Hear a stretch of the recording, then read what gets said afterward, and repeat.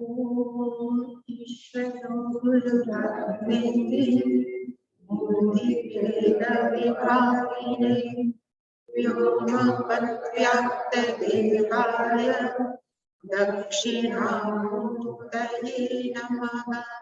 सदाशिवसमारम्भां शङ्कराचार्यमध्यमाम् अस्मदाचार्यपर्यन्तां वन्दे गुरुपरम्पराम्।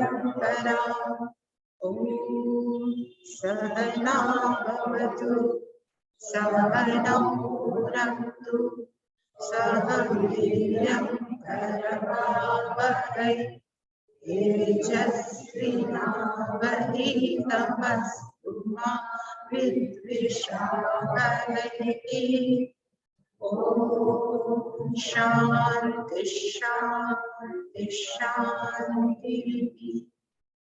ओम पार्थाय प्रतिबोधितां भगवता नारायणेन स्वयं व्यासेन प्रतितां पुराणम् मध्ये महाभारतम् अद्वैतामृतवर्षिणीं भगवती अष्टादशाध्यायिनीम् अहं तत्त्वामनुसन्ततामि भगवद्गीते भगवद्वेषिणि यं ब्रह्मा वरुणेन्द्ररुद्रमरुतः स्तुवन्ति वेदैः साकपदक्रमोपनिषदैः गायन्ति यं सामगाः ध्यानावस्थिततत्पदेन मनसा पश्यन्ति यं योगिनः यस्यान्तं न विदुःसुरासुरगणाः।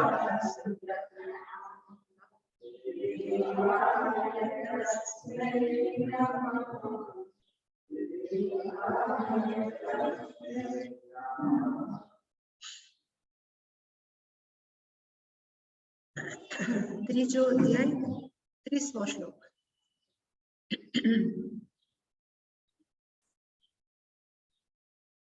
मयि सर्वाणि कर्माणि सन्न्यस्याध्यात्मचेतसा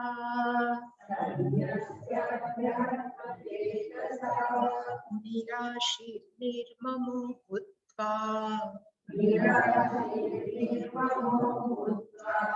यत्यस्व विगतज्वरः।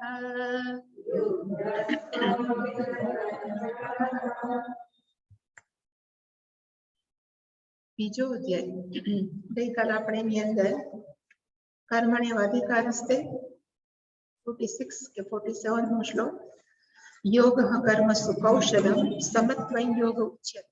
આ બે ડેફિનેશન કે વ્યાખ્યા છે કર્મયોગની બીજા અધ્યાયમાં આપણે જોઈ। ત્રીજો અધ્યાય છે એ ખરેખર ડેડિકેટેડ સમર્પિત છે કોને? તો કે કર્મયોગ, કારણ કે ત્રીજા અધ્યાયનું નામ જ કર્મયોગ છે। એટલા માટે આ 30મો શ્લોક છે એવું કહેવાય છે it is A capsule form of all third chapter. આખે આખો આ 30મા શ્લોકની અંદર જે ભગવાને આ ત્રીજા અધ્યાયમાં ઇવન બીજા અધ્યાયમાં કીધું છે એનું કેપ્સ્યુલ ફોર્મ છે। એની અંદર ભગવાન જે કહેવા માંગે છે એ બધું આ શ્લોકમાં આવી। એ ત્રીજો શ્લોક છે એની અંદર આપણે પાર્ટ પાડીએ, ધારો કે ભાગ પાડીએ તો પહેલું છે અધ્યાત્મ ચેતસા, એ પહેલું છે।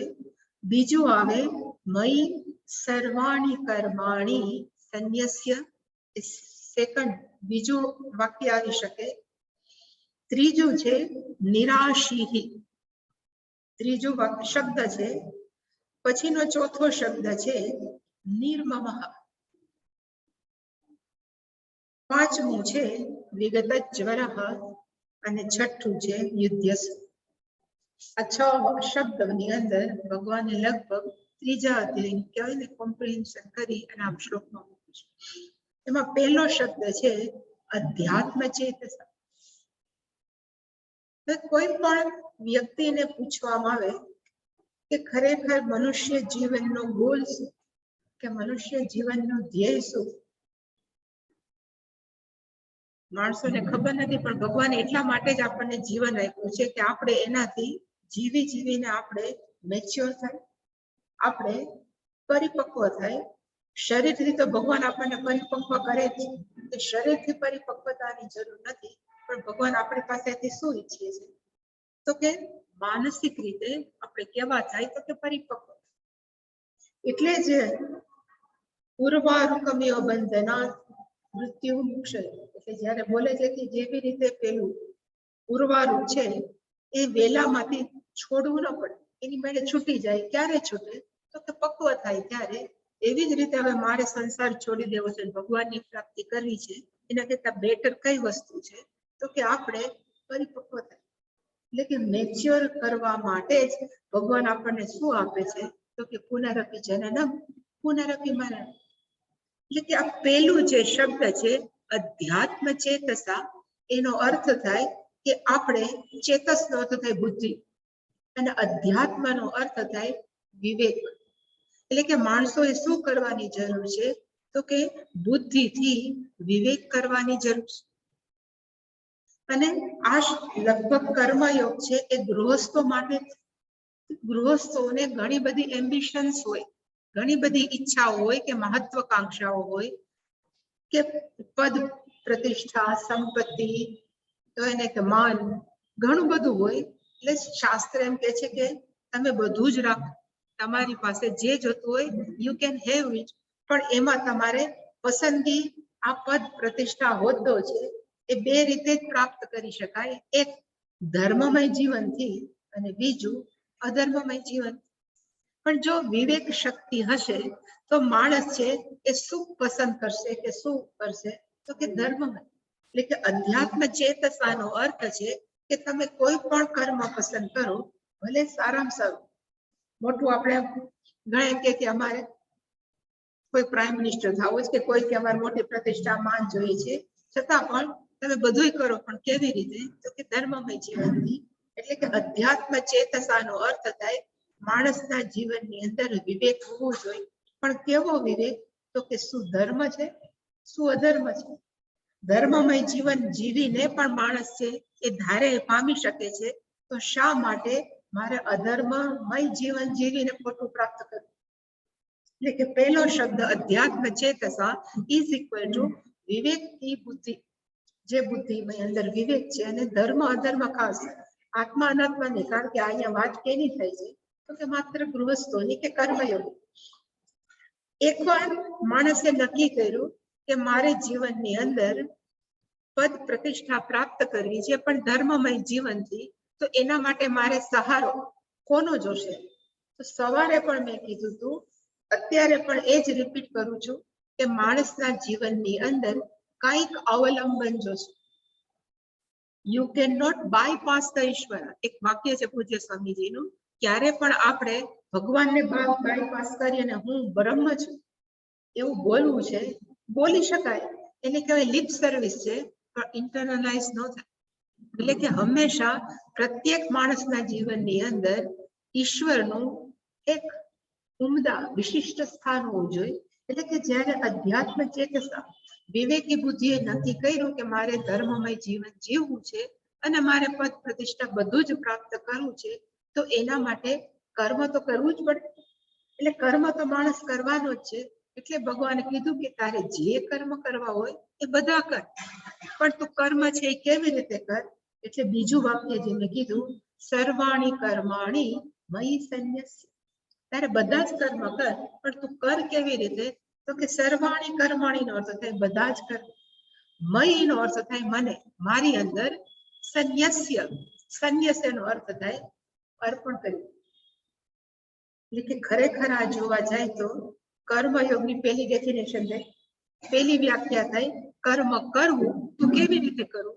તો આપણે ત્યારે ગઈકાલે જોયું હતું કે કર્મ હું કરું પણ ઈશ્વરને અર્પણ કરવાની ભાવના. જ્યારે આપણે કોઈ પણ કર્મ છે એ ઈશ્વરને અર્પણ કરવાની ભાવનાથી કરીએ ત્યારે હું જતું.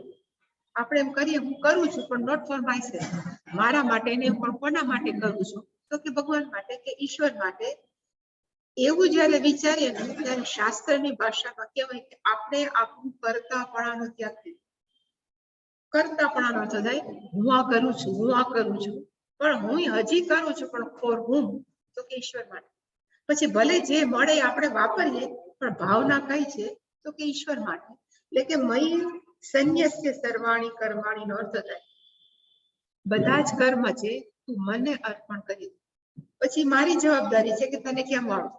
એટલે સંપૂર્ણપણે આપણે રિસ્પોન્સિબિલિટી કોને આપી દીધી? તો કે ભગવાન. એટલે કે પહેલો આનો જે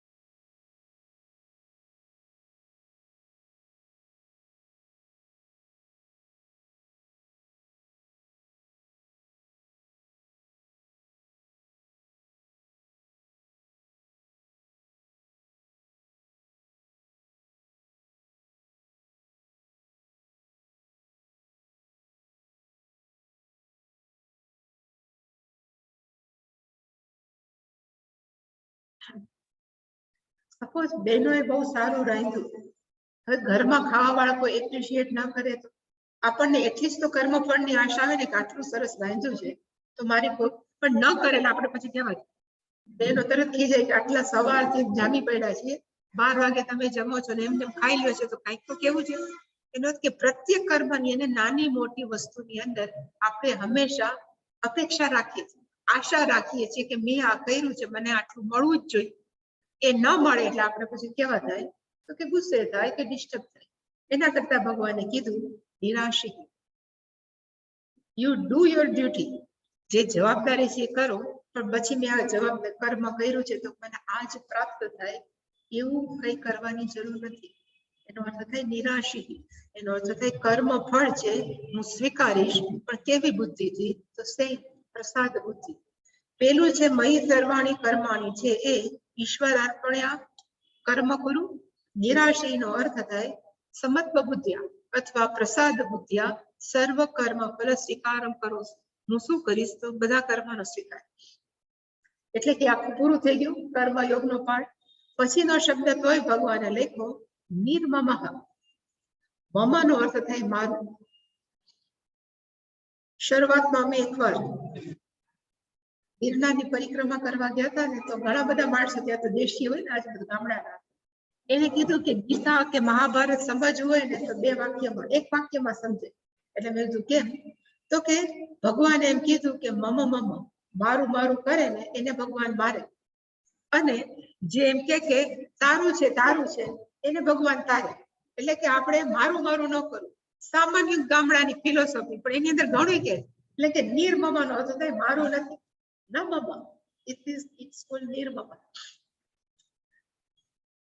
માણસોને જયારે સારું કામ કરીએ ને ત્યારે આપણને એમ થાય કે માણસો આપણને બધા પાસે જાહેર કરીએ કે મેં ગઈકાલે કે પેલા દિવસે કીધું હતું આપણે હંમેશા આ કામ કોણે કર્યું છે,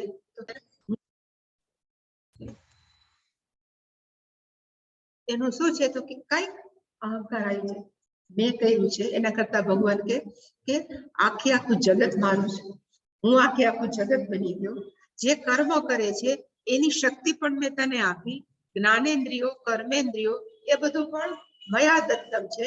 તો એમાં મારું મારું ક્યાં કહે છે? એના કરતા બેટર તારે મનથી હંમેશા શું કહેવું જોઈએ? તો કે ભગવાન તારું છે નિર્મમ, આમાં મારું કઈ નથી. એવી રીતે કોઈ પણ કર્મ પણ કરવાના, અને એવી જ રીતે કોઈ પણ કર્મ છે એનું ફળ પણ સ્વીકારવાનું, એને કહેવાય નિર્મમ. એટલે કે 4 પૂરા થયા.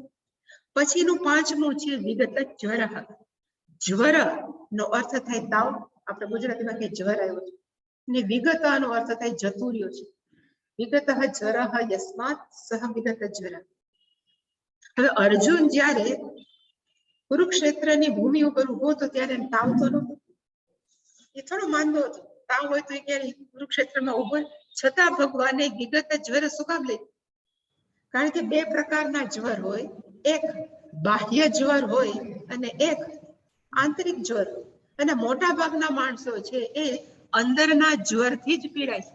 માનસિક સંતાપ, શંકરાચાર્ય સ્પષ્ટ લખ્યું છે, જ્વરનો અર્થ થાય માનસિક સંતાપ. અને અર્જુનને જેટલો હતો એટલો કોઈનો નહોતો. એને પહેલા અધ્યાયમાં જે પણ વર્ણન કર્યું છે એ બધું માનસિક સંતાપ જ હતો. એટલે ભગવાને કીધું કે તું માનસિક સંતાપને મનમાંથી કાઢી નાખ. અને કદાચ અર્જુન પૂછે કે કાઢવો કેમ, આટલો બધો સંતાપ છે, તો ભગવાન કે કર્મયોગની આખી મેં થિયરી તને ભણાવી દીધી. કર્મ કેમ કરવું, કર્મનું ફળ કેમ સ્વીકારવું, પછી સંતાપ શું કામ રહે? સંતાપ ત્યારે જ રહે જ્યારે ધાર્યું ન થતું હોય. સંતાપ ત્યારે જ રહે ક્યારેક આપણા ગમતા છે આપણને છોડીને જતા રહે, કે આપણને ન ગમતો હોય આપણી પાસે આવે, કે જે થાય એને લીધે સંતાપ રહે. પણ જે થાય છે, જે પણ થાય છે મારા જીવનની અંદર કેવું છે તો કે ઈશ્વર દત્તા છે. જો એવું સ્વીકારી લે પ્રમાણિકપણે, બધાની અંદર એક તો આવે કે પ્રમાણિકપણે જો સ્વીકારી લે તો મનની અંદર બને એટલો સંતાપ ઓછો, દુઃખ ઓછું થાય કે તાપ ઓછો થાય. એટલે ભગવાને કીધું કે તારે મનની અંદરથી સંતાપ કાઢી નાખવાની જરૂર છે. માનસિક જ્વર એ તારે કાઢી નાખવાની જરૂર છે. અને પછી છેલ્લે શું કરવાનું તો કે યુદ્ધસ્વ, પછી તો યુદ્ધ કર. એટલે ઘણા બધા ફોરેનના ફિલોસોફર્સ, વેસ્ટર્ન ફિલોસોફર એમ કે છે કે ભગવાન કૃષ્ણ જ જો યુદ્ધને પ્રોત્સાહન આપતા હોય તો સામાન્ય માણસોનું તો શું કેવું? એટલે એવું છે કે 4 વર્ણ છે, આપણને ખબર છે, બ્રાહ્મણ, ક્ષત્રિય, વૈશ્ય અને શૂદ્ર. બ્રાહ્મણનું કર્મ કયું છે તો કે એનું કર્મ છે ભણવું ને ભણાવવું, યજ્ઞ કરવો અને કરાવવો, દાન દેવું પણ ખરું, દાન લેવું પણ ખરું. એ કર્મ કોનું તો કે બ્રાહ્મણ. ક્ષત્રિયોનું કર્મ કયું તો કે ક્ષત્રિયોનું કર્મ છે, એની વ્યાખ્યા છે ક્ષતાત્રાયતે ઇતિ ક્ષત્રિય. જે ખોટું છે એમાંથી જે આપણને બચાવે, અધર્મમાંથી બચાવે, એનું નામ છે ક્ષત્રિય. અને પ્લસ એડમિનિસ્ટ્રેશન, બધાનું ધ્યાન રાખવું, બધાનું સંચાલન કરવું યોગ્ય રીતે, એ બધાનો સરવાળો એને કહેવાય ક્ષત્રિયોનું કાર્ય.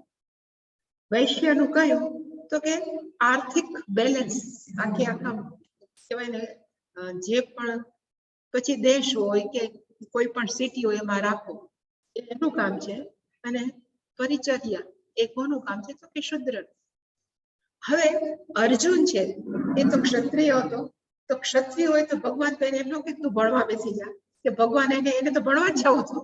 એટલે ભગવાને કીધું યુદ્ધસ્વ, એટલે કે તારે ભણવા જવાની જરૂર નથી, કે ઇવન સંન્યાસ લેવાની જરૂર નથી. તારે શું કરવાની જરૂર છે તો કે તું તારું કર્મ કર. યુદ્ધસ્વનો અર્થ થાય તારે તારી જે ફરજ છે એ તું ફરજ બજાવ. કારણ કે અર્જુન છે ક્ષત્રિય છે, તો ક્ષત્રિયની ફરજ કઈ છે તો કે અધર્મ સામે લડવાની. અને દુર્યોધન છે એ અધર્મની જીવંત મૂર્તિ હતો. એટલે કે યુદ્ધસ્વનો અર્થ થાય યુ ડુ યોર ડ્યુટી, તું તારી જવાબદારીનું પાલન કર.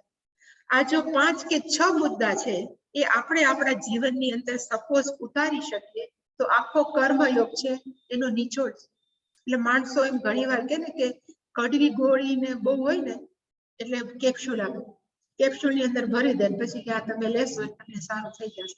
એવી રીતે આખો કર્મયોગ, કારણ કે 29 શ્લોક સુધી, આ 30મો શ્લોક છે, 29 શ્લોક સુધી લગભગ ભગવાન તો 29 થી નથી સ્ટાર્ટ થયો, પણ 8મા શ્લોક થી 29 શ્લોક સુધી ભગવાને જે વર્ણવ્યું છે એ કર્મયોગ જ છે. પણ કોક એમ કે ટૂંકમાં આપો, તો ટૂંકમાં કયો છે તો કે 30મો શ્લોક. જે 30મો શ્લોક જીવી જાણે એ કર્મયોગને જીવી જાણે. આ વાત કરતી હતી એમાં મને એક પ્રશ્ન પૂછ્યો હતો અને મને એમ થયું કે I would like to share. કોઈ એમ કીધું કે ભગવાને આપણને ફ્રી વિલ આપી. ફ્રી વિલ નો અર્થ થાય મુક્ત ઈચ્છા શક્તિ આપી. હવે જો ફ્રી વિલ આપી છે અને બીજું વાક્ય પણ એવું જ છે કે ભગવાનનું ધાર્યું હોય એ જ થાય, આપણું તો કઈ થતું જ નથી. ભગવાનની ઈચ્છા વિના પાંદડું નથી હલતું એવું હતું ને કે હા ભગવાનની ઈચ્છા વગર પાંદડું નથી હલતું, તો પછી ફ્રી વિલ નો આપણે ફ્રીલી કેમ યુઝ કરી શકીએ?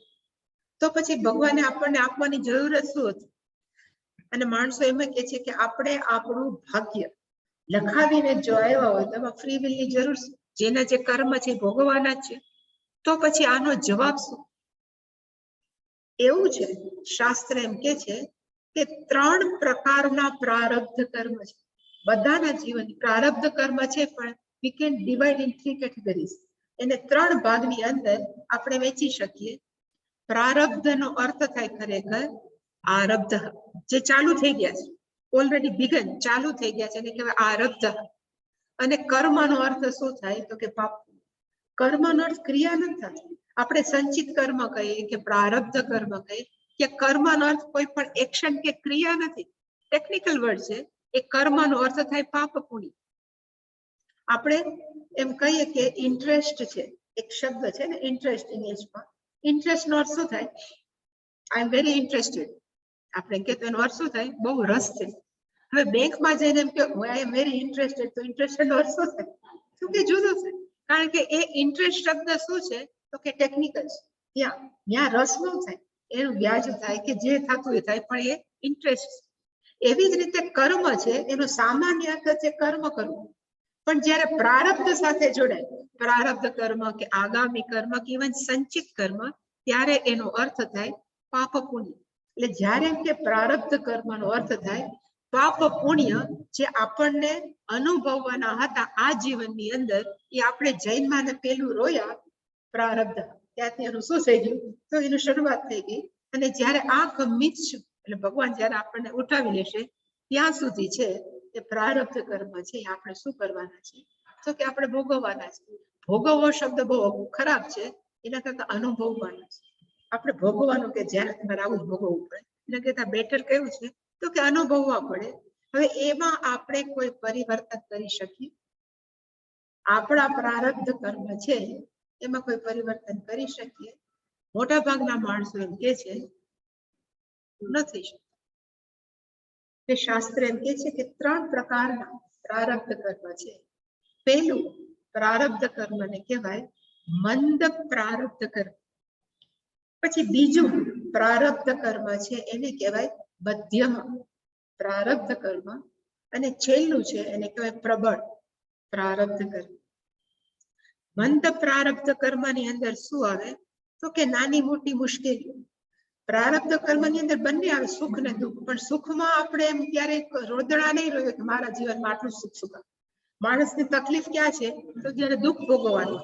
એટલે મંદ પ્રારબ્ધનો અર્થ થાય કે જીવનમાં નાનું મોટું દુઃખ આવે એને કહેવાય મંદ પ્રારબ્ધ. કે પછી નાના મોટા કંઈક તકલીફો થાય કે માંદગી આવે કે એને કહેવાય મંદ પ્રારબ્ધ. મધ્યમ પ્રારબ્ધ કોને કહેવાય તો કે જેની અંદર થોડીક મોટી માંદગી આવે કે મોટો કોઈ એક્સિડન્ટ થવાનો હોય, એ બધું જ જે આપણા ભાગ્યમાં લખ્યું હોય એને શું કહેવાય તો કે મધ્યમ પ્રારબ્ધ. અને પ્રબળ પ્રારબ્ધ ને શું કહેવાય તો કે આપણું જન્મ અને આપણું મૃત્યુ. જન્મ છે પ્રબળ છે, આપણે જેના ઘરે જન્માથી જે પૈસે પ્રબળ છે. હવે આ બધાની અંદર કેન વી ચેન્જ ઇટ? શાસ્ત્ર એમ કે છે કે જ્યારથી વેદો નિત્ય અધીયતા, વેદો આપણને હંમેશા શું કે છે કે પૂજા કરો, ભગવાનની પૂજા કરો.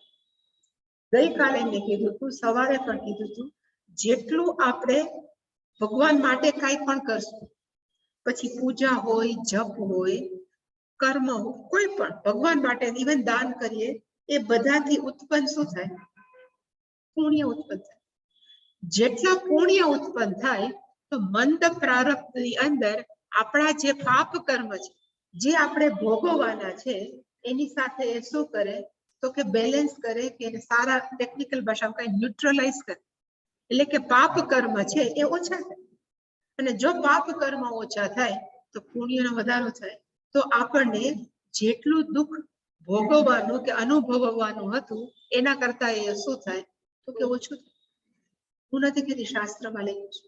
અને મેં બધા સારા વિદ્વાન પંડિતો પાસેથી સાંભળ્યું, એટલે કે વી કેન ચેન્જ અવર મંદ પ્રારબ્ધ.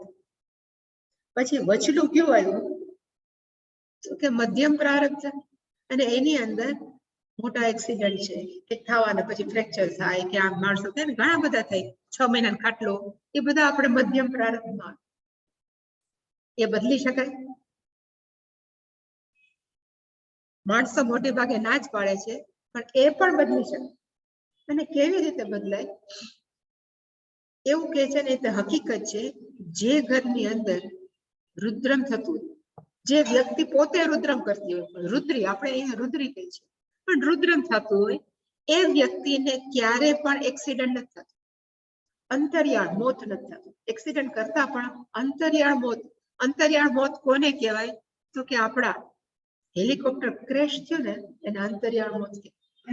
એમાં એટલા એક સાથે 14 બધાય મોટામાં એવું બધા ત્યારે વાત કરતા હતા સાધુ, કે એની અંદર એક એવો બેઠો હતો જેને બહુ પુણ્ય કર્મ કર્યા છે, અને જેના નસીબની અંદર આવું અંતરિયાળ મોત નહોતું, તો બધા બચી જાય. જેવી રીતે એક સ્ટોરી હતી, તમને જો યાદ હોય, કે 4 મિત્રો હતા, એમાંથી એમ કહેતા હતા કે એક મિત્રની માથે મૃત્યુ છે, એટલે એકનું મૃત્યુ છે. એટલે બધા કે આપણે 4 ભેગા હતા, આપણે 4 મરી જાય, એના કરતા શું કરવાની જરૂર? તો કે બહુ વીજળી ચમકતી હતી, એટલે બધા એક ઝાડ નીચે 4 ઉભા હતા.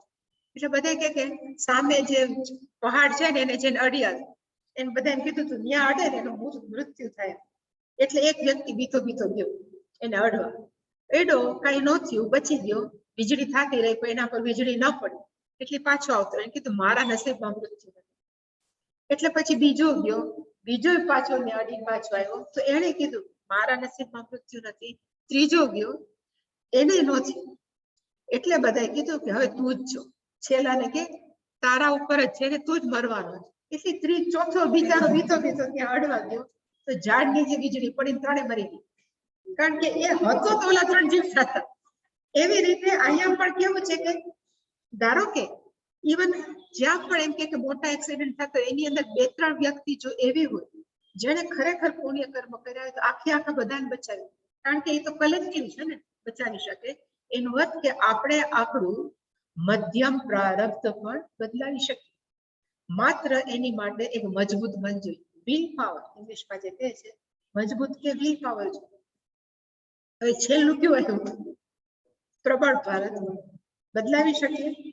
જન્મ છે, મૃત્યુ છે, એમાં તો માણસો સ્પષ્ટ ના પાડે, બદલાવી શકીએ. પણ શાસ્ત્રે એમાં પણ એક્ઝામ્પલ આપ્યું છે કે we can change our even પ્રબળ પ્રારબ્ધ. અને એનું બેસ્ટ એક્ઝામ્પલ કયું છે? તો કે માર્કંડેય ઋષિ. જો યાદ હોય તો માર્કંડેય ઋષિ સ્ટોરીમાં નથી કરી, કારણ કે કથા કરવા નથી, પણ માર્કંડેય ઋષિ છે, એને લખ્યું હતું કે 12 વર્ષે એનું મૃત્યુ થવાનું, અને પછી ભગવાન એને બચાવ્યા. સાવિત્રીની સ્ટોરી આપણને ખબર છે, સતી સાવિત્રી. એને યમરાજાના મુખમાંથી પણ એના પતિને બચાવી લેવા, તો પ્રબળ પ્રારબ્ધ ન બદલ્યું.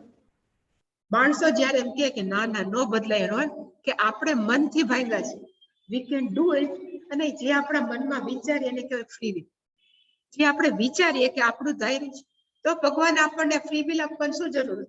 બધું પ્રારબ્ધ કર્મ આપ્યા છે, બધા પાપ પુણ્યને અનુભવવાના આપ્યા છે. પણ ભગવાન એવું કીધું કે જો તું વધારે ને વધારે પુણ્ય કરીશ, તો તારા જીવનની અંદર જે તકલીફો હશે, ઇટ વિલ બી લેસ, ઓછી આવશે ખરી.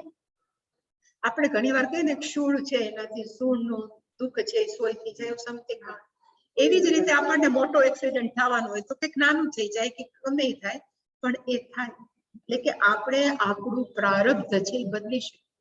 આ ચર્ચા ક્યારે થઈ હતી? તો કે 11મા અધ્યાયની અંદર અર્જુન બી ગયો હતો આ બધું જોઈને, કારણ કે ઓલા બધા અંદર જતા હતા, બધા માથા ચૂરા થઈ ગયા. એટલે એને કીધું કે તમે કોણ છો એ બતાવો. એટલે ભગવાને કીધું કે હું કાલ રૂપ, હું અત્યારે કાળ રૂપ છું, પ્રવૃદ્ધ અસ્મિ. અને એમાં એ બોલ્યા હતા નિમિત્ત માત્ર ભવ સવ્ય સાચી. આ બધા તો ઓલરેડી મરેલા જ છે. એટલે ત્યારે બધાએ પ્રશ્ન ઉઠાવ્યો હતો કે જો ઓલરેડી મરેલા જ હોય, નિમિત્ત માત્ર હોય, તો પછી પ્રયત્ન કરવામાં શું? પણ ખરેખર જે પ્રયત્ન કરે છે એને રિઝલ્ટ મળે છે, કારણ કે ભગવાને પોસિબિલિટીઝ આપી છે. હું હંમેશા કહું, ભગવાને તક આપી છે કે ભાઈ આ પણ છે ને આ પણ છે, ચોઈસ કોની કરવાની? તો કે એટલે કઠોપનિષદમાં કીધું છે શ્રેયશ્ચ પ્રેયશ્ચ મનુષ્યમેત, માણસ પાસે બે વસ્તુ આવે, પ્રલોભનો વસ્તુ પણ આવે અને સારી વસ્તુ પણ આવે. મોટા ભાગના માણસો કઈ પસંદ કરે તો કે પ્રલોભન પસંદ કરે. પણ જે વ્યક્તિ વિચારે કે મારે ગમે એમ કરીને આ જીવનની અંદર આટલું કરવું છે, થાય જ. પણ એમાં જરૂર કેની છે તો કે એકદમ સ્ટ્રોંગ વિલ પાવર, એને કહેવાય પ્રબળ મન શક્તિ, મનોશક્તિ. આપણો જે મન છે કેમ હોવું જોઈએ, એકદમ સ્ટ્રોંગ. જો ધારદાર હોય તો વી કેન ડુ એનીથિંગ. એટલે કે ક્યારે પણ દુઃખી થવાની કે નિરાશ થવાની કે હતાશ થવાની જરૂર નથી. આપણે ઈચ્છીએ એ આપણે કરી શકીએ, માત્ર આપણી અંદર એક હોવી જોઈએ કે મારે ગમે એમ કરીને કરવું છે તો થઈ શકે.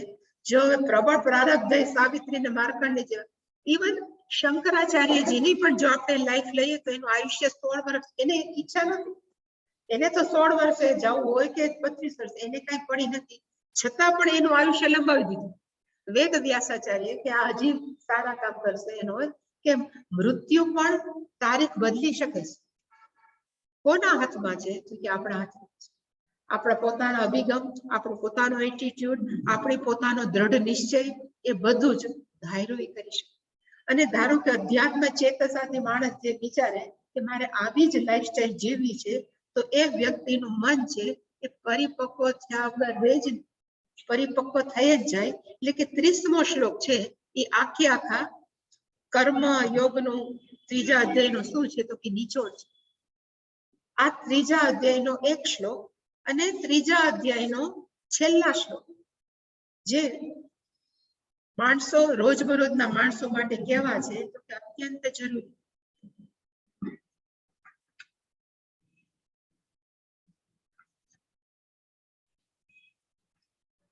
આપણે ચેન્જ તો કરી. અર્જુન ઉવાચ અથ કેન પ્રયુક્તોયમ પાપં ચરતિ પુરુષઃ અનિચ્છન્નપિ વાર્ષ્ણેય બલાદિવ નિયોજિતઃ. શ્રી ભગવાનુવાચ કામ એષ ક્રોધ એષઃ રજો ગુણ સમુદ્ભવઃ મહાશનો મહાપાપ્મા વિદ્યેનમિહ વૈરિણં ધૂમેનાવ્રિયતે વહ્નિः યથાદર્શો મલેન ચ યથોલ્બેનાવૃતો ગર્ભઃ તથા તેનેદમાવૃતम् આવૃતં જ્ઞાનમેતેન જ્ઞાનિનો નિત્યવૈરિણા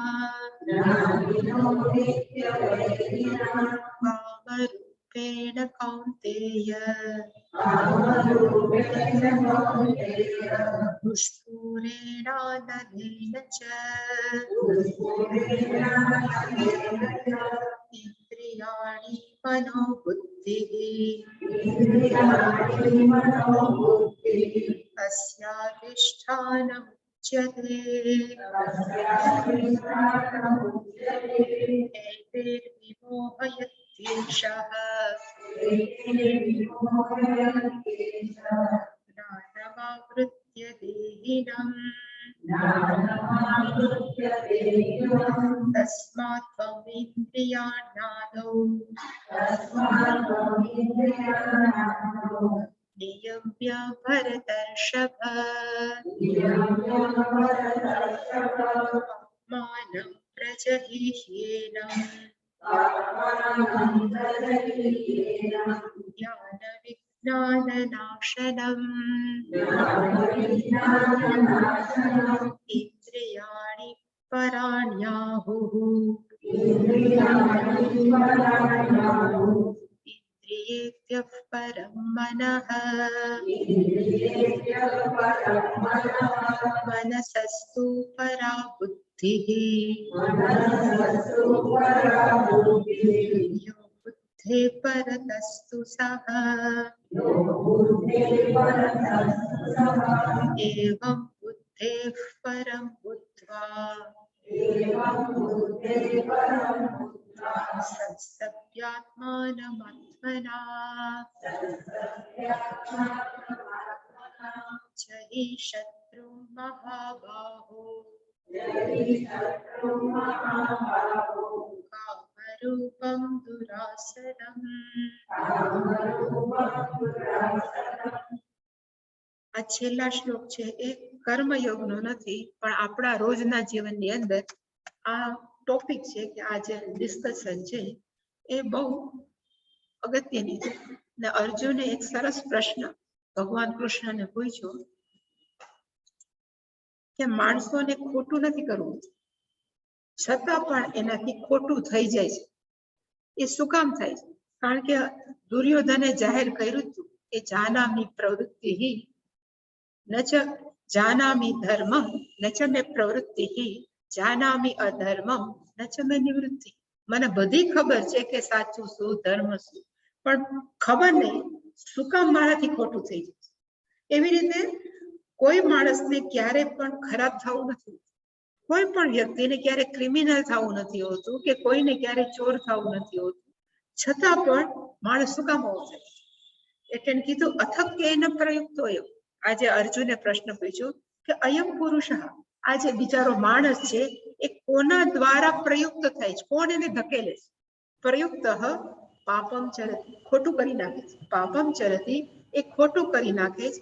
અને એ બિચારો માણસ કેવો છે? અનિચ્છન, એને ઈચ્છા નથી ખોટું કરવાની, પણ જાણે કે એવું લાગે છે બલાત, કોક એને ધક્કો મારે છે, કોઈ બળ કરીને નિયોજિત એને એમાં જોડી દે છે. તો એવું કયું ફેક્ટર છે બધાના મનની અંદર જે જાણતું હોવા છતાં ખોટું કરી નાખે?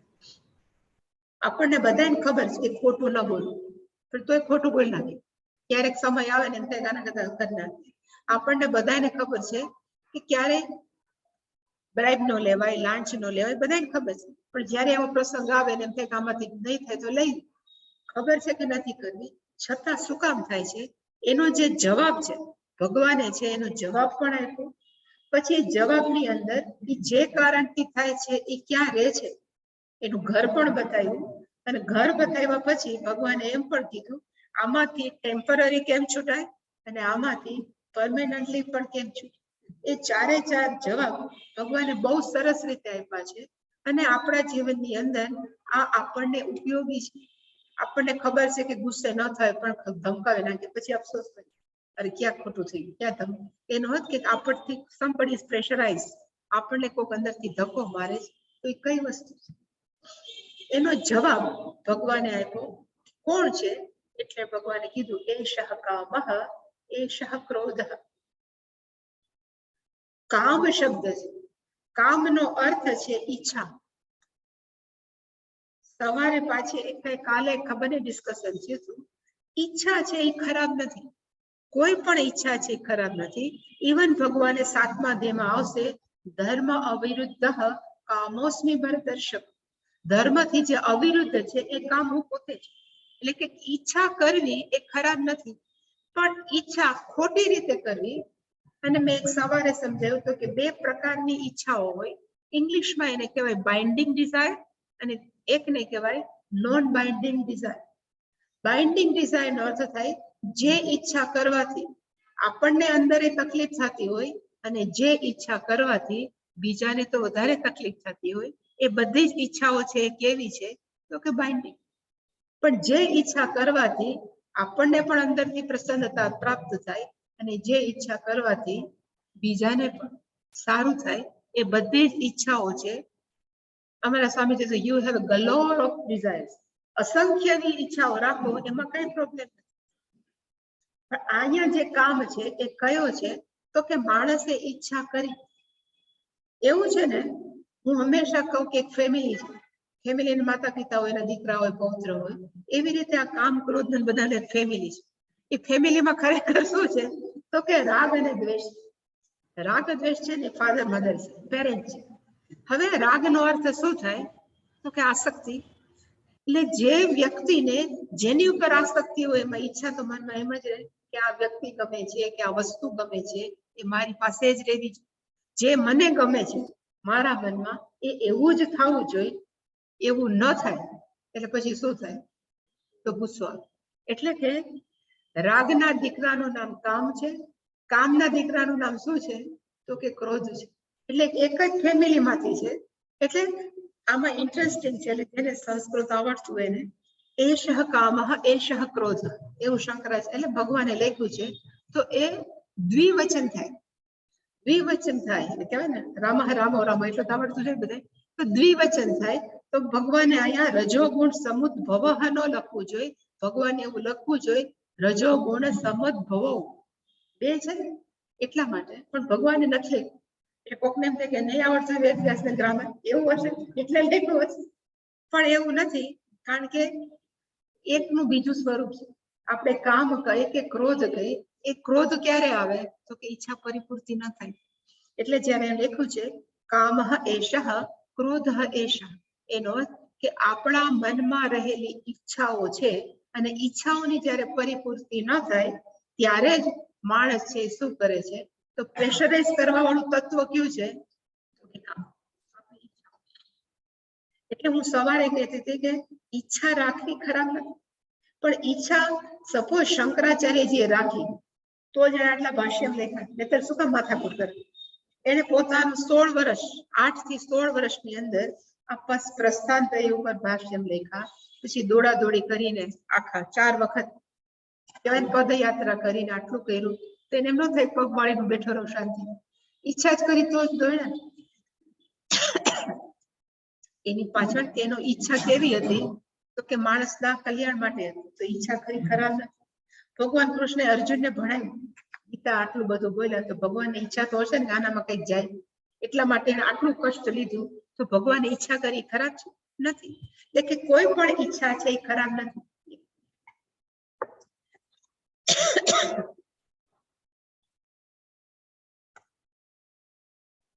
પણ કઈ ઈચ્છા ખરાબ છે આપણું ધાર્યું ન થાય, મગજ છટકે ને એ ઈચ્છા ખરાબ.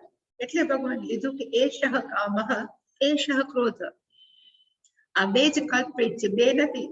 બે પૂરું ન થાય તો બીજું સ્વરૂપ કયું છે તો કે ક્રોધ. એટલે ભગવાને એકને ડીલ કરવાથી, એટલે એકને તમે કરશો તો બીજું ઓટોમેટિકલી સારું થઈ જાય.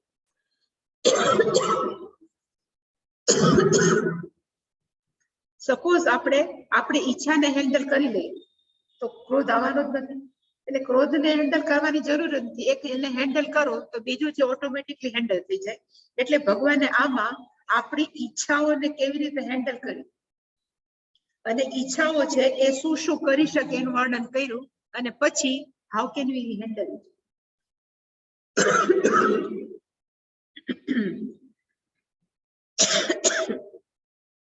અને ભગવાને કીધું કે ઈચ્છા કેવી છે તો કે મહાશન. મહાશન નો અર્થ થાય ખાઉધરી, અશન નો અર્થ થાય ખાવું, મહાશન નો અર્થ થાય ખાઉધરી. આમાં હજી એક આવશે કે આપણો અગ્નિ છે ને એ પણ કેવો છે તો કે અનલ, એ ક્યારે એમનો કે બસ. એવી રીતે ઈચ્છાઓ પણ કેવી છે, આપણે થોડીક ઈચ્છા પૂર્તિ કરીએ તો પછી બીજી ઈચ્છા થાય. આપણે આના કરતા આવું કઈ ઘર લેવાઈ ગયું કે સપોઝ આપણે એક સ્કૂટર લેવાઈ ગયું ઘરમાં, કે વેહિકલ આવી ગયું, પછી બીજી ઈચ્છા થાય કે ઉનાળામાં ગરમી થાય, ચોમાસામાં પલળી જાય, શિયાળામાં ઠંડી લાગે, એના કરતા નાની કાર તો હોવી જ. એટલે નાની કારની આપણને શું થાય તો કે ઈચ્છા, નાની કાર આવી જાય પછી એમ થાય કે આમાં 5 માણસો તો નથી સમાતા, એના કરતા થોડી હેચબેક ની બદલે સિડાન કાર હોવી જોઈએ જેમાં 5 માણસો દેખી હોવી જોઈએ. એટલે કે ઈચ્છાઓ છે એ વૈધા જ કરે. એટલે કે એ ઈચ્છાઓ છે એટલી બધી પ્રબળ થઈ જાય કે આપણી વિચાર શક્તિને શું કરી દે તો કે કવર કરી દે કે ઢાંકી દે. અને કેટલી હદે ઢાંકી શકે એના માટે થઈને 3 એક્ઝામ્પલ ભગવાને આની અંદર આપ્યા. કે એક અગ્નિને છે ને ધુમાડો ઢાંક્યો, પછી બીજું એને એક્ઝામ્પલ આપ્યું કે અરીસા છે એને ધૂળ ઢાંકી દે, અને ત્રીજું એક્ઝામ્પલ આપ્યું કે ગર્ભ હોય એને પ્લેસેન્ટા, આપણે જે ઓળ કે એ ઢાંકી દે. એવી રીતે આ કામ છે, આપણી મનની ઈચ્છાઓ છે, એ આપણી અધ્યાત્મ ચેતસા કહીએ કે આપણે વ્યવસાયાત્મિક બુદ્ધિ કે એને શું કરી દે છે, તો કે ઢાંકી દે છે.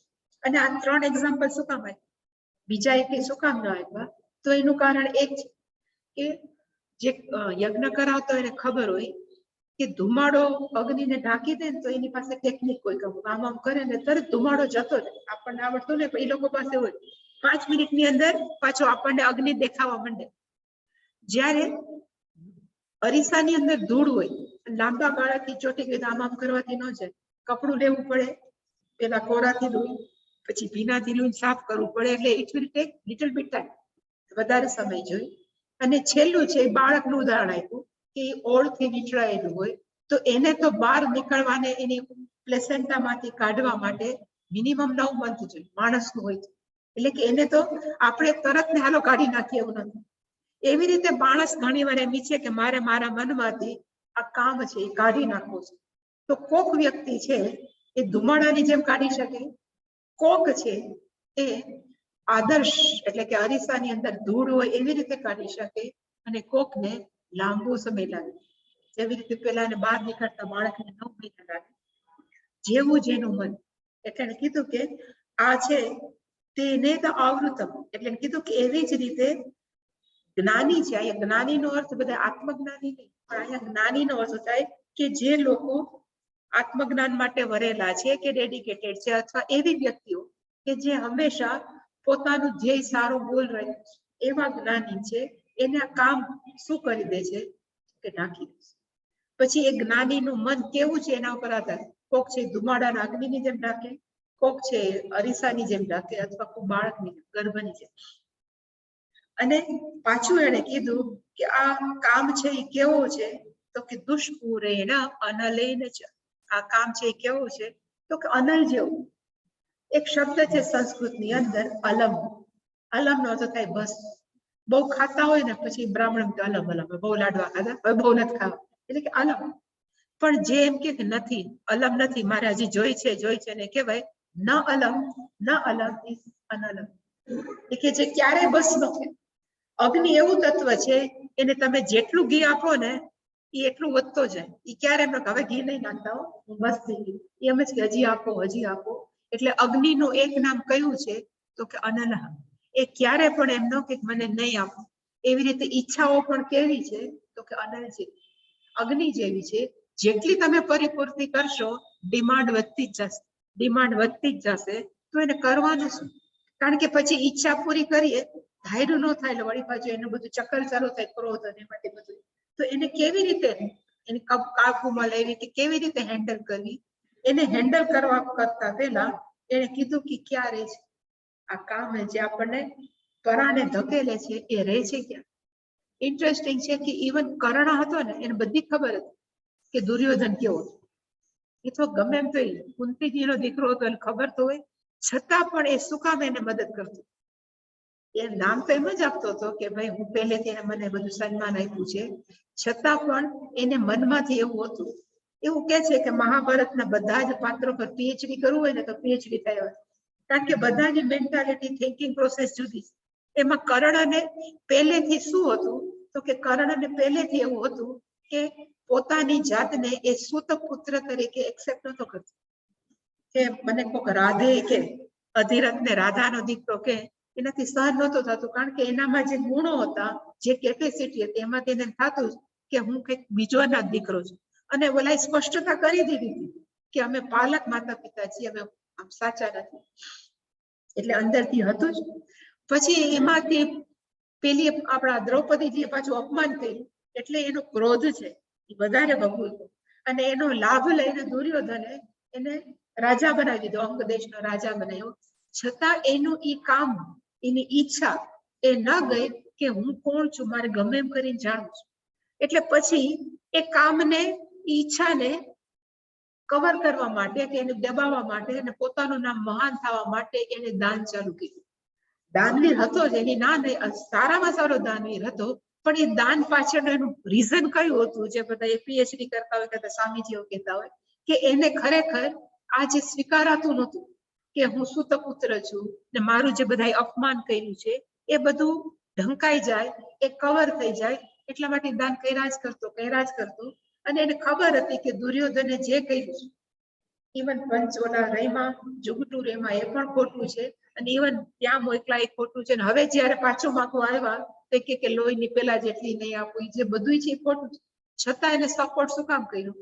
કારણ કે એને મનથી પીડાતો હતો. અને કઈ પીડા હતી? તો કે હું કોણ છું એ મને ખબર નથી. એટલે એ પીડા પછી એટલી પ્રબળ થઈ કે પછી આ શું થઈ ગયું? તો કે આવૃતમ જ્ઞાનમ એટલે કે એનું જે વિચાર શક્તિ હતી એ કેવી થઈ ગઈ? તો કે ઢંકાઈ ગઈ. અને કઈ વિચાર શક્તિ? તો કે ધર્મ શું, અધર્મ શું, સાચું શું, ખોટું શું, એ બધું એટલે ઢંકાઈ. અને પછી તોય ભગવાને ટ્રાય કરી કે કુંતી જેને મોકલા, બધું કર્યું, છતાં એને કીધું હવે છેલ્લે શું કામ આવ્યું? અને ત્યારે તો એને પછી એને એમ થયું કે હું ગમે એમ તો નોબલ રહું, ધારો કે હું જો પાછો વાટી જઈશ દુર્યોધન નું શું થશે? એટલે કે એ રીતે સારો જ હતો, પણ એ આ બધી જ ક્રિયા કરતો તેની પાછળ કયું હતું? તો કે એટલી એની ઈચ્છા પ્રબળ હતી પોતાને જાણવાની, એને ઢાંકવા માટે થઈ એ આ દાન છે, આ બધું કર્યા જ કરતો. અને દુર્યોધનને કહી ન શકતો કે તું આ ખોટું કરીશ, અને પોતાને સાથ આપતો. એને કહેવાય અયુક્ત પ્રયુક્ત. કોક એને પ્રેશરાઇઝ કરે છે ને એને ધકેલે છે. તો એને કીધું કે આ રહે છે ક્યાં? ભગવાને કીધું કે આ કામ છે કે આ ક્રોધ છે, where does it stay? એ રહે છે ક્યાં? તો એને કીધું કે બે જગ્યાએ જ રહે છે. એને કીધું ઇન્દ્રિયાણી મનઃ બુદ્ધિ અસ્ય અધિષ્ઠાનમ ઉચ્યતે. અધિષ્ઠાન અર્થ થાય રેસિડન્સ. આનો રેસિડન્સ ક્યાં છે? તો કે ત્રણ જગ્યાએ છે. ઇન્દ્રિયાણી આપણી પાંચ જ્ઞાનેન્દ્રિય, પછી મનઃ આપણું મન, અને છેલ્લું બુદ્ધિ. આ ત્રણ જગ્યાએ આ શું છે? તો કે કામ છે રહેલું. ઇન્દ્રિયો છે એ ખરેખર કઈ કરતી નથી, પણ ઇન્દ્રિયો છે પ્રોમ્પ્ટ કરે છે. એટલે આપણને કહેવાય ને, બતાવે છે. હું હંમેશા કહું ઇન્દ્રિયો બિચારી મેસેન્જર છે, એ સંદેશો આપે કે 1200 રૂપિયાની સાડી છે એટલે માણસોને મન થાય ચાલો ને સસ્તી છે તો લઈ. એટલે કે ઇન્દ્રિયોનું કાર્ય હંમેશા કેવું છે? તો કે બતાવે. અને પછી એ મેસેજ બધા ક્યાં જાય? તો કે મનમાં જાય. પછી મન એમ કે ઘણા વખત લીધું નતું, ઘણા નથી લીધું નથી, એવું આમાં અવઢવ મારે. પછી બુદ્ધિ નક્કી કરે લઈ જ લે. એટલે કે આ ત્રણે ત્રણ છે એ કઈ જગ્યાએ છે? તો કે અધિષ્ઠાન. એટલે કે ઈચ્છાઓ છે, એના ઘર ક્યાં ક્યાં છે? તો કે ઇન્દ્રિયોથી, પછી મનથી, અને છેલ્લું બુદ્ધિ. અને આવું આપણા ઘરમાં કે રોજ રૂટીનમાં થતું જ નથી લેવું, પછી કે લઈ લે ને, એ જે બધું છે એનો અર્થ આપણા મનની અંદર આ ઈચ્છાઓ છે એ બધી બેઠેલી છે. અને આપણને ઇવન ખાવા પીવાનું હોય ને, આપણે બધા તો વડીલો થઈ ગયા, પણ બાળકો હોય કે યુવાનો હોય એ સ્કૂટર બાઇક ચલાવતા, સ્કૂટર ન ચલાવે, યુવાનો બાઇક જ ચલાવે, બાઇક ચલાવતા હોય અને જો સુગંધ આવે, અત્યારે બધી ખાણીપીણીની બહુ બધી ચારે બાજુ હોય, તો એ તરત જ નાકમાં રિપોર્ટિંગ થયું. કયું થયું? તો કે પાવભાજી બનતી હશે, પાવભાજીની છે. રિપોર્ટિંગ મનમાં થયું. પછી વિચાર આવે કે કેટલાય વખતથી ખાધી નથી, મમ્મી તો ગંધારી જ ખવડાવતી હોય, કારણ કે ઘરની તો ભાવે નહીં.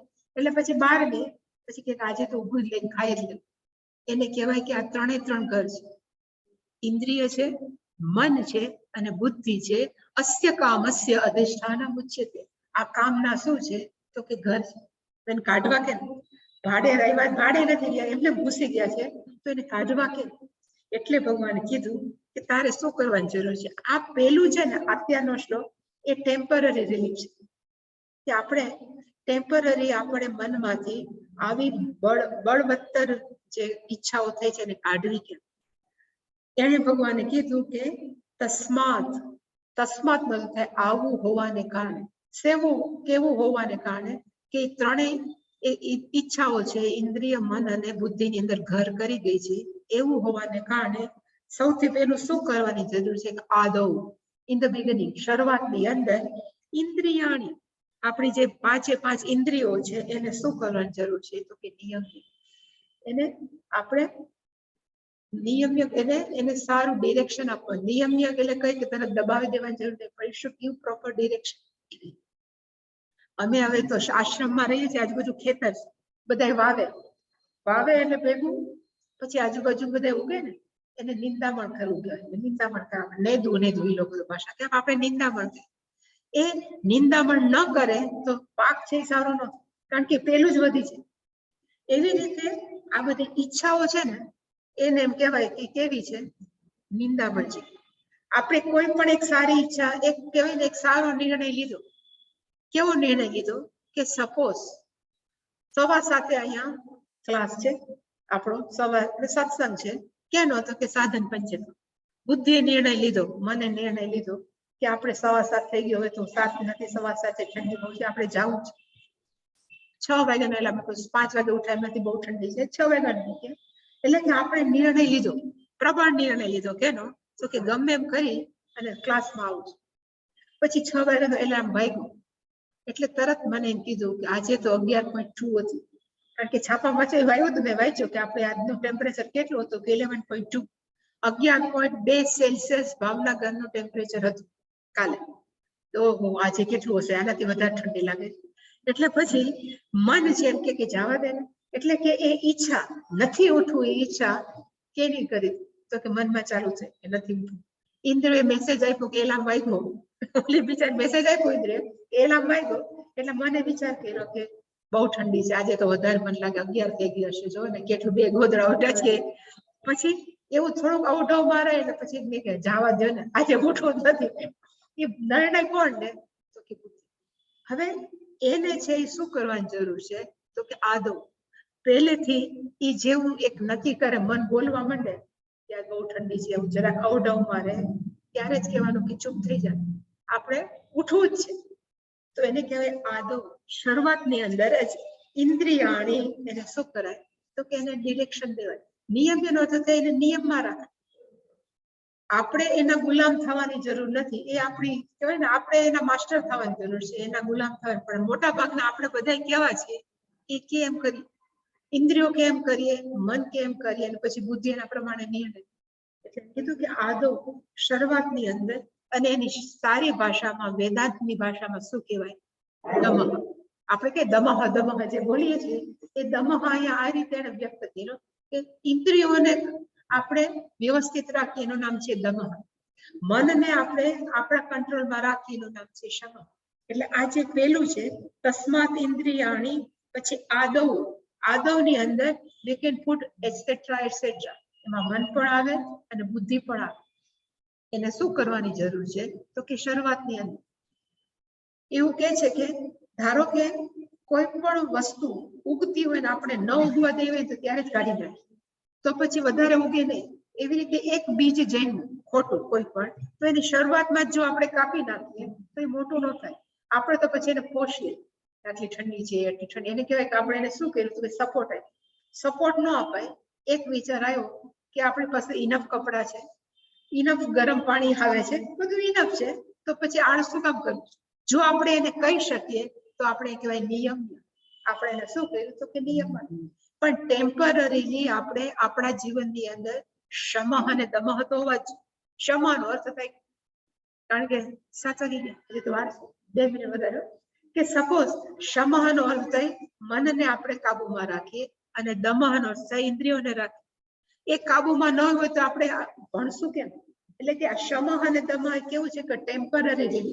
આપણું મન શમઃ રાખીએ તો કેવું રહે તો કે શાંત રહે, અને ઇન્દ્રિયો તોફાન ન કરે તો ઇન્દ્રિયોને પણ કે દમઃ. પણ આ છેલ્લું છે તો કે ના, અલ્ટિમેટ શું છે તો એના પછીના શ્લોક 42 અને 43 માં કીધું કે એકવાર મન ટેમ્પરરી શાંત થાય પછી મનને સમજાવવાની જરૂર. અને શું સમજાવવાની જરૂર છે એ 42 માં કીધું છે. અને એક શબ્દ વાપરો છે પર. પરાણી છે, પરમ છે, પરા છે, પરતઃ. એ પરનો અર્થ શું થાય છે, આ 4 વાર વાપરો છે. એનો પરનો અર્થ થાય સૂક્ષ્મ, પરનો અર્થ થાય વ્યાપક, અને પરનો અર્થ થાય ઇનસાઇડ. શંકરાચાર્યમાં લખ્યું છે.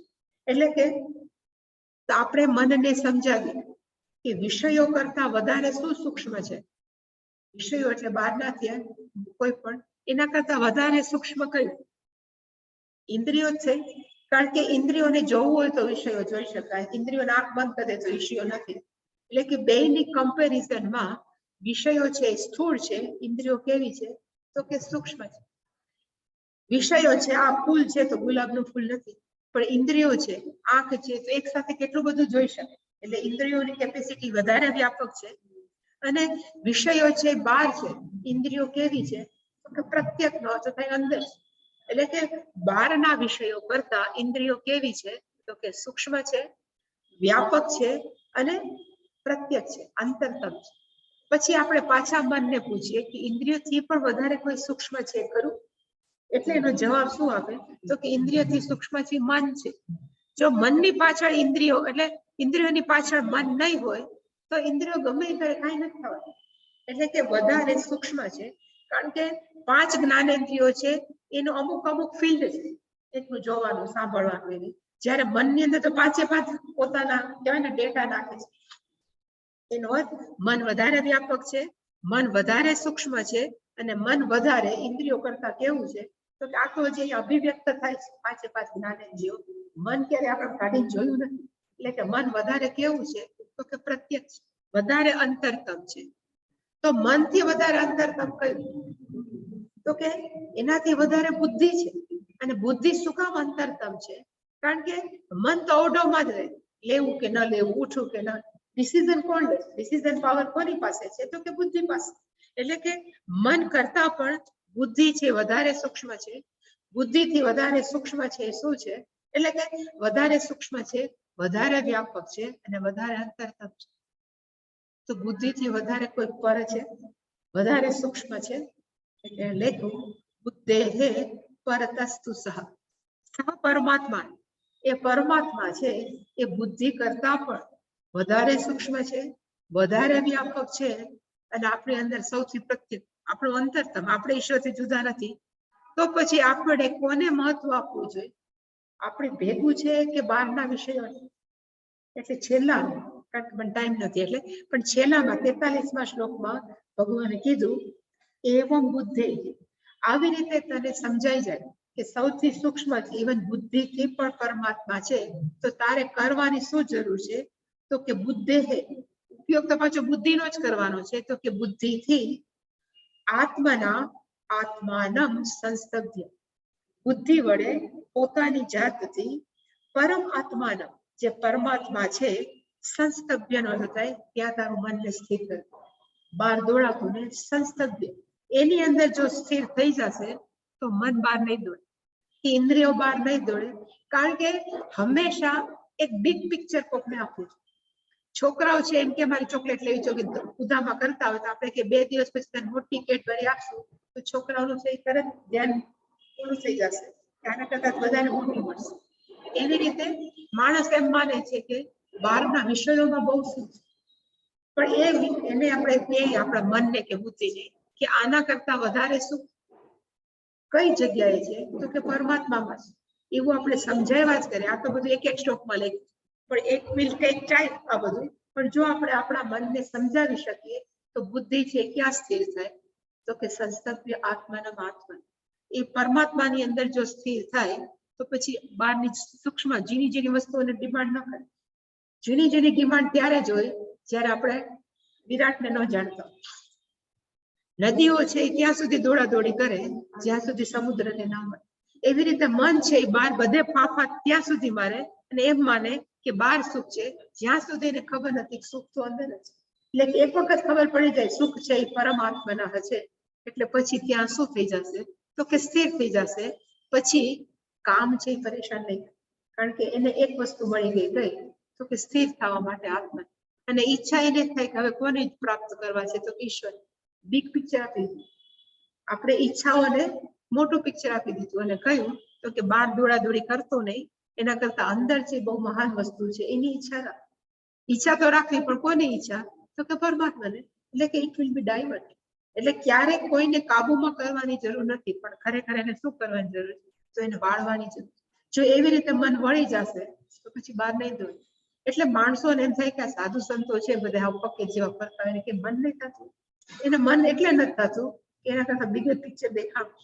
એને ખબર છે આ તો કાંઈ નથી, એના કરતા પરમાત્મા કેટલા વિશાળ છે, એની સાથે રહેવાથી કે એના તાદાત્મ્યથી અંદર કેટલો આનંદ થાય છે.